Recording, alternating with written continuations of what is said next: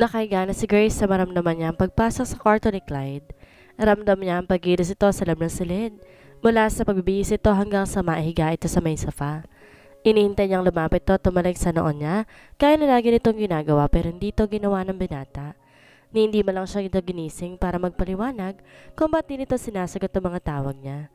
Di niya tuloy maiwasang mapaisip na baka parte lang talaga ng pagpapanggap niya ang pagiging sweet nito sa kanya. Maging ang pagsasabi nito ng I love you. Pero alam niya sa sarili niya at ramdam niya naman na mahal siya nito. Dahil sa isipin yon, di agad nakatulog si Grace dahilan para mahuli na naman siya ng gising.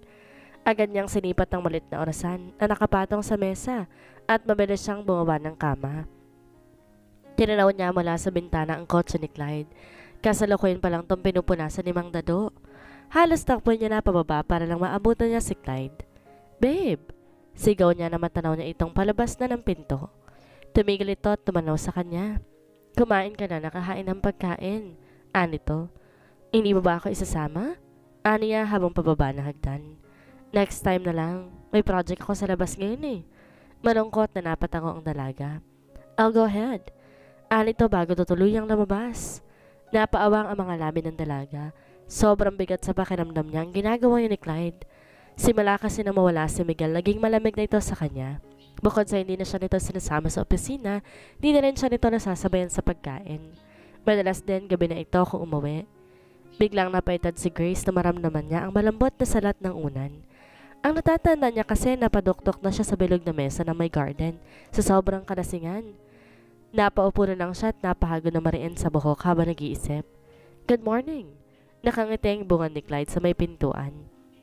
Hindi nakaimik ang dalaga na nooy nakatitig lang sa maliwalas na mukha ng binata. Why? Nakangiti ang tanong ni Clyde habang papalapit sa kanya. Paano ako nakarating sa kama? Alang-aling tanong niya. Napakunot ang noo ni Clyde. Wala ka bang natatandaan? Anito sabay pisil sa pisngi niya. Napatitig siya sa binata hanggang mag-flashback sa kanya ang mga nangyari. I hate you, Clyde. Sinungaling ka. Kala ko pa naman totoong mahal mo ko pero ginamit mo lang pala ako. Ngayong wala na si Miggy, wala ka na rin pakialam sa akin na hindi mo nga ako pinapansin eh. Para kung hangin dinadaan-daanan mo lang. Ani Grace sabay tungga ng beer. Kasalukuyan siya nung nasa garden at naghihintay sa pagdating ni Clyde. Pero sa tagal ni Clyde nakarami na siya ng inom. Wala siyang kamalay-mani noon na kanina pa siyang pinagmamasa ng binata. Bahagyang napangiti si Clyde, humakbang papalapit sa kanya. Okay ka lang ba? Tanong nito. Halos nakapikit na siya nung ligunin niya si Clyde. Mukha ba akong okay ha?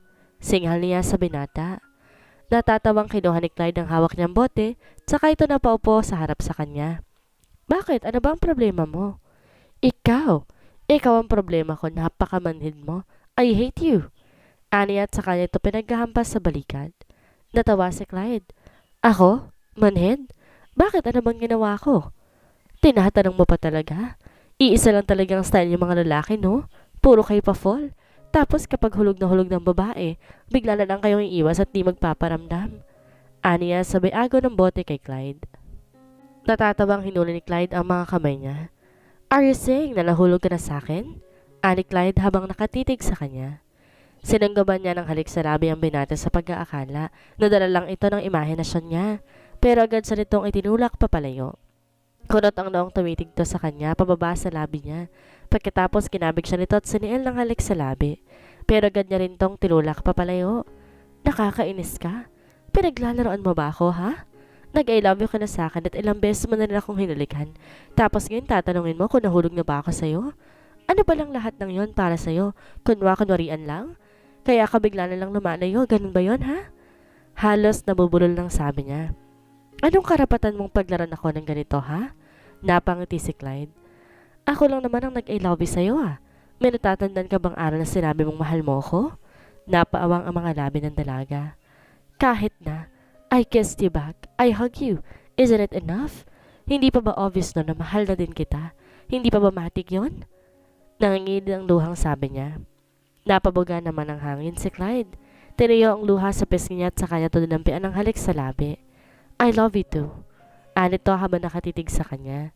Noon palang tila natauhan si Grace. Napatili siya ng malakas, sabay takip ang dalawang kamay sa mukha nang ma-realize niya Totoong kaharap niya na palang binata. My God, nakakahiya. Bulong niya. Natatawang inilis ni Clyde ang mga kamay niyang nakatakip sa mukha niya. Tsaka siya nito muling dinampian ng halik sa labi. Let's go? Nakangating sabi nito at saka siya nito binuhat paakit ng silid. Ramdam ni Grace ang pagmumula ng pisngi niya matapos niyang maalala ang lahat. Kaya agad siya napatakip ng mga kamay sa mukha. Nakakaya ako. Napangiti si Clyde. Ano nakakaya nun? Ang cute mo kaya kagabi. Anito na maupo sa tabi niya. Para tubusin ang sarili sa kahiyan, sinilubong niya ang tingin ng binata. Clyde, huwag mong seryosohin ang mga sabi ko. Ganun talaga ako kapag sobrang lasing pero wala lang. Naputo ng pagsasalita niya nang bigla siya nitong sunggaban ng halik sa labi. It's okay, babe. Di naman ako na-turn off sa'yo Mas lalo pa nga kitang minahal. Nakangiting sabi nito sabay pisil pa sa pisngi niya. Napasibi ako na parang bata habang nakatinig sa binata. Come on, get up. May pupuntahan tayo. Ani Clyde na ay hinila pa ang dalawang kamay niya. Saan tayo pupunta? Tanong niya kay Miguel. Tumawag sa akin si Cassie kanina. Gusto niyang ayusin ang lahat sa pagitan namin. Namimiss na raw tayo ni Miguel. Namilog ang mata ng dalaga sa tuwa. Talaga? Pupuntahan natin si Miguel? Oo, kaya maligo ka na, bilis. Ani Clyde na ay binuhat pa siya pababa ng kama. Ilang araw din nilang di nakita si Miguel kahit sobrang miss na nila ito. Hi! Bati ni Cassie na magbukas ng pinto. Akala ko hindi na kayo darating. Mabuti naman pinaunlakan ninyong invitation namin mag-asawa. Akala ko galit ka pa sa akin, Clyde. Anito. Napangiti si Clyde. Kalimutan na natin yon. Niya. Come in. Nasa loob si Miguel naglalaro kasama ng daddy niya. Ani Cassie at saka nito nilawagan ng pagkakabukas ng pinto. Han, nandito na sila. Agad na napalingon sa kanila si Paul na nooy kasalukuyang nakasalampak sa sahig. Agad tong napatay at nakangiting lumapit sa kanila. Hi, I'm Paul. Nice to finally meet you. Anito sabay abot ng kamay kay Clyde. Hey, I'm Clyde. Ani at sa kanya inabot ang kamay dito. Pagkatapos bumaling siya kay Grace. This is Grace, my fiancé. Aniya. Alanganing napangiti si Grace. Nagulat kasi siya kung paano siya pinakilala ni Clyde.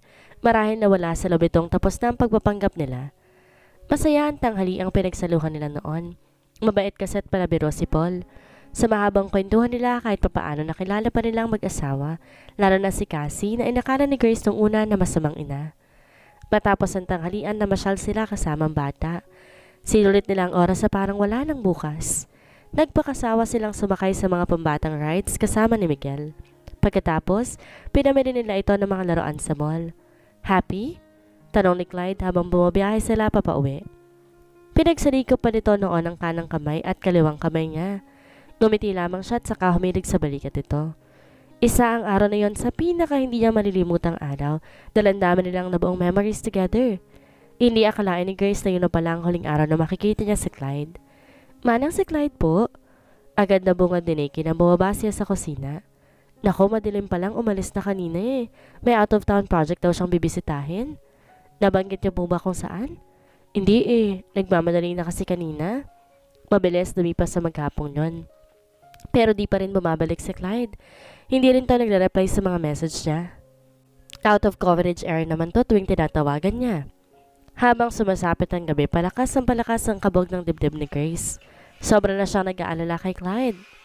Sinubukan niyang tawagan ng mga kaopisina nito pero wala ni isang nakakaalam kung nasaan ito. Nauna na raw kasi itong umalis kasama ng iba. Mabuti pa matulog ka na. Ako na lang bahala maghintay kay Cedric. Ani Manang na nooy kasabay niyang nagkape sa kusina. Mag-aalas 12 na noon pero hindi pa rin niya makontak si Clyde. Manang, hindi pa po ba tayo magre-report sa polis? Nag-aalo lang tanong niya. Di na, baka nasiraan lang yun. Maya-maya lang nandyan na yun. Sige na, umakit ka na doon at ako na lang maghihintay kay Clyde. Kapag bukas ng umaga wala pa siya, dediretso na kami ni Dodo sa polis pagkatapos pumalengke. Pwede ho ba akong sumama? Sige, magpahinga ka na. Gigisingin na lang kita. Walang Clyde na sumulpot buong magdamag kaya kinabahan na rin si Manang. Di niya na inintay na magliwanag at dumiretso na sila sa presinto. Buong maghapon sila naghintay pero wala pa rin sila nakuhang balita mula sa mga polis. Ilang araw pang matuling lumipas pero hindi pa rin bumabalik si Clyde. Biglang napaigtad si Grace na marinig niyang nagkakaingay sa baba. Pababa na siya sa kama nang biglang kabalabog ang pinto. Matapos sipahin na isa naka-uniforming sundalo. Sino ka? Namimilog ang mga matang sigaw ni Grace. Pasensya na po ma'am, napag-utusan lang po kami ni General. Anang lalaki habang papalapit sa kanya. Hindi ako sasama sa inyo, dito lang ako. Sigaw niya habang pumipiglas sa pagkakahawak ng lalaki. Doon na nagpasukan iba pang mga lalaki. Sumama na lang po kayo na maayos para hindi po kayo masaktan. Sabi ng isa sa kakapasok lamang. Tumulong na rin sa pagpigil sa kanya. Todong pagpupumiglas na noon. Sandamakmak na sapak at tadyak ang inabot ng mga lalaki bago siya nakuha ng mga to. Kuya, bitiwan mo ako. Sigaw niya habang pinapalong likuran ng lalaking pumangkos sa kanya. Pero di naman siya nito pinapansin. Nadaanan nila sa ibabang nag-iiyakan si Millie at Joy na marahil ay nabigla sa nangyari. Kausap naman ang isang sundalo noon si Manang at Manong Dado. Pasensya na po kayo sa abala. Narinig niyang sabi ng sundalo na sa tingin niya ay may mataas na posisyon. Kuya, please ibaba mo ako. Magpapaalam lang ako na maayos. Pakiusap niya. Agad naman siyang inibinaba ng lalaki. Manang, balitaan niyo po ako tungkol kay Clyde. Huwag po kayo mag-alala. Hihingi po ako ng tulong kay Lolo para makita siya. Malamlam ang matang inabot ni Manang isang kamay niya, tsaka nito inabot ang kapirasong papel. Yan ang numero ng telepono rito. Hihintayin ko na lang ang tawag mo, anito. Ramdam niya ang sobrang pag-aalala ni Manang kaya't napayakap siya rito na mahigpit. Gagawin ko pong lahat para mahanap si Clyde. Tahimik at walang katao-tao sa mansyon nang dumating si Grace. Tanging ang lolo niya lang inabutan niya na nooy nagliligpit ng halaman sa paso. Malaki ang hakbang na nalapitan niya ito. Lo, kailangan pa po ba nating umabot sa nito? Agad nabungad niya. Pasensya ka na, apo. Masyado nang matagal ang palugit na binigay ko sa'yo para makapag-isip-isip ka. Nahihiya na ako sa fiancé mo. Anito na nooy hindi man lang lumingon sa kanya. Lo, hindi ko po mahal si Kiefer. May mahal na po akong iba. Natutulog na po kami sa isang kwarto. Lakas loob pang sabi niya.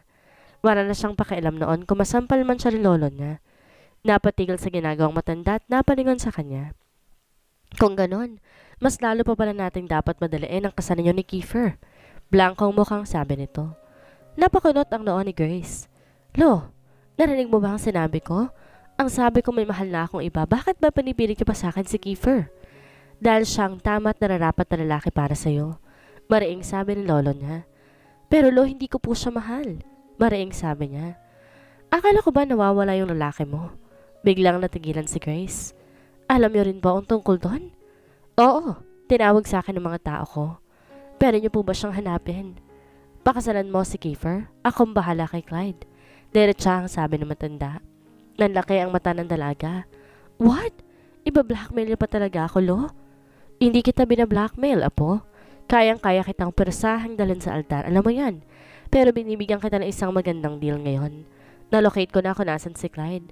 Hawak siya ng isang armadong grupo kasama ng 2 cameraman at isang makeup artist. Kayang-kaya kong bawiin sa'yo mga yon ng buhay kung makikipag-cooperate ka lang sa akin. Kung totoong mahal mong lalaki yun, magsasakripisyo ka para sa buhay niya. Anumang oras mo lang ngayon, maaari siyang kitilan ng buhay. Pero sa isang kumpas lamang ng kamay ko, magagawa ko siyang ibalik sa pamilya niya ng buhay. Unti-unti yumugyog ang balikat ni Grace. At napahagulhol ng iyak. Paano nangyari yon? Paano siya nakuha ng mga yon? Hilam sa luha ang mga matang tanong niya. Aba, hindi ko alam sa lalaki mo. Kung bakit sa dinami-dami ng lugar, doon pa siya sa bundok pumunta. Pag-isipan mong alok ko habang may gagawa pa ako. Pahig na po ako. Basta siguraduhin niyo lang pong buhay si Clyde. Mabilis niyang sagot. Napatango-tango ang matanda. Ganon mo siya kamahal? Ipagpapalit mong habang buhay mong kaligayahan para lang mabuhay siya? Umiiyak na napayok ang dalaga. Kahit ano, lolo, kaya kong isakripisyo para sa kanya. Lihim na napangiti ang lolo niya. Siya, sige. Pasisimulan ko ng rescue operation para sa kanya at sa mga kasamahan niya. Pumasok ka na sa kwarto mo at maghanda para sa kasal. Habang abala ang lahat sa pag-ayos ng kasal, nakakulong lang sa kwarto si Grace. Todong dasal niya noon na mailigtas sana si Clyde at ang mga kasama nito. Halos maghalo ng sipon at luha niya sa pag-iyak. Magang-magana rin ang mga mata niya pero hindi pa rin napapatid ang luha niya sa pag-iyak. Hello Manang, si Grace po ito. Huwag na po kayo mag-alala. Ipapareski na po ni Lolo si Clyde. Malat at halos wala na siyang boses nung tawagan niya si Manang. Ilang minuto rin sila nag-usap bago binaba ang phone. Isinubsob niya ang mukha sa kamat saka siya napahagulol ng iyak. Isang araw bago ang kasal, Ibinalita sa kanya ng lola niyang na-rescue na ang grupo ni Clyde. Dapat sana masaya siya noon, pero hindi niya magdiwang dahil ang balitang yon ang hudyat ng katapusan ng relasyon nila. Hindi maramdaman ni Grayson ang pagsayad ng mga paa niya sa seg habang naglalakad siya. Lutang at parang wala siya sa sarili noon habang naglalakad papunta sa altar. Alam niya mabait si Kiefer, pero hindi tong lalaking tinitibok ng puso niya. Hilam na sa luha ang mga mata niya noon kaya't di niya na halos mumukaan ang mga taong naroroon. Nakangiti habang nakatanaw sa kanya noon ang mama ni Clyde na nooy katabi ng binata. Bahagyang bumilis ang tibok ng puso nang maaninag niya ang nakangiting mukha ni Clyde na nooy nag-aabang malapit sa altar. "Clyde?"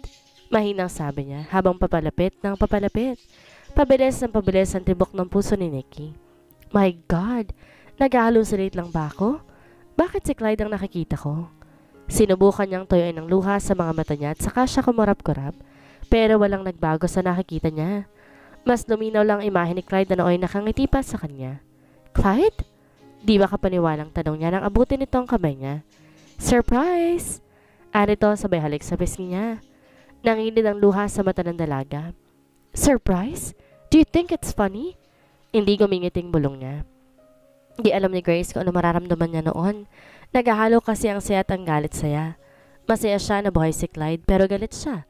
Galit na galit dahil nakipagsabatan pa to sa lolo niya. Para lang sa sikretong kasal na hindi naman siya masaya dahil nabalot ang takot ang dibdib niya.